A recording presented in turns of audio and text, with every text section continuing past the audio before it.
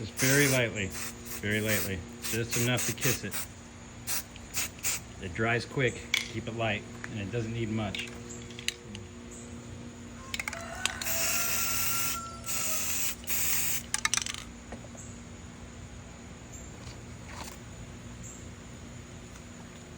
How to paint a rifle, a comprehensive non-tutorial. Now, a brief disclaimer. I get comments a lot and people seem confused as to the reason why I do videos. The reason why I do videos, for the most part, is for entertainment purposes. To entertain you and to entertain me. I find it very entertaining to make videos. I enjoy it. So I do this for me. And it's not necessarily because I'm some purveyor of knowledge. With all that being said, I do have a lot of experience painting rifles. I've painted quite a few now, and this Daniel Defense M4A1 is holding up quite smartly for being painted almost 4 years ago now. So this one in particular was painted using a mesh bag used for laundry, for kind of the snakeskin kind of pattern. And then this is actual local foliage to my area, which is actually desirable from what I've been taught by people much smarter and experienced than me in doing the things, as they say. A Green Beret taught me that, by the way. But this one, we were going for more of a classic woodland camo. So I figured I'd just go briefly through how I did this. I just had somebody remark to me that this was one of my best paint jobs. That person hasn't seen all my paint jobs because I've had one like this before, but we're going to go through briefly how I did this because it's rifle painting night, apparently. So, so this is actually quite easy if you're a little bit crafty and have, you know, half hour to an hour and a half of time to spend to it. So first of all, most rifles are used, I guess.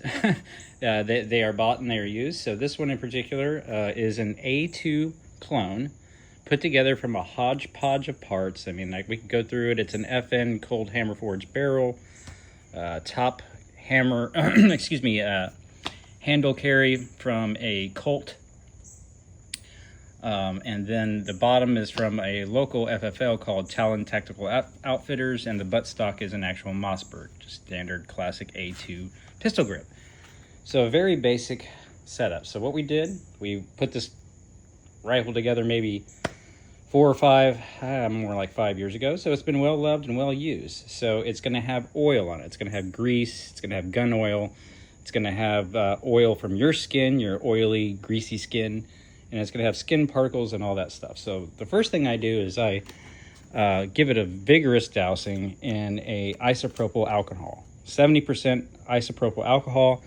Not only will this aid in removing some of those oils and grease, other things, but it also is highly volatile, so you don't have to worry about it retaining moisture on your rifle. After I give it a vigorous douse that is, with, oh, good Lord, sorry, that's my food talking again. Once I give it a vigorous dose of isopropyl alcohol, I wipe it down with a lint-free cloth. This is actually a laboratory-style lint-free cloth from VWR.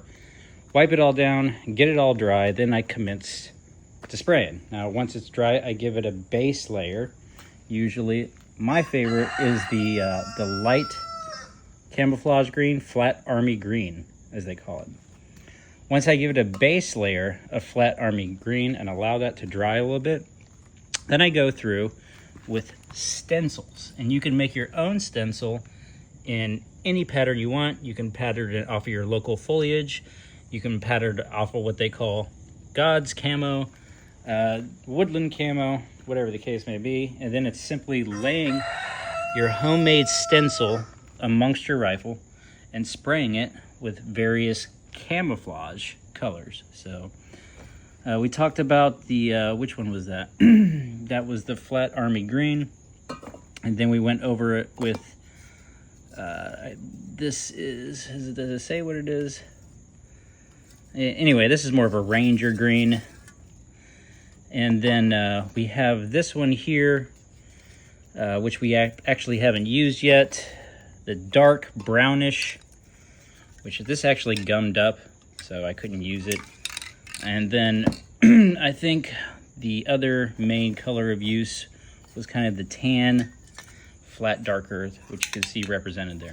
So another thing you're going to do is you're going to want to get your masking tape, tape up sensitive areas, areas for instrumentation, areas of sensitive moving parts and springs. Really, I don't worry too much about that.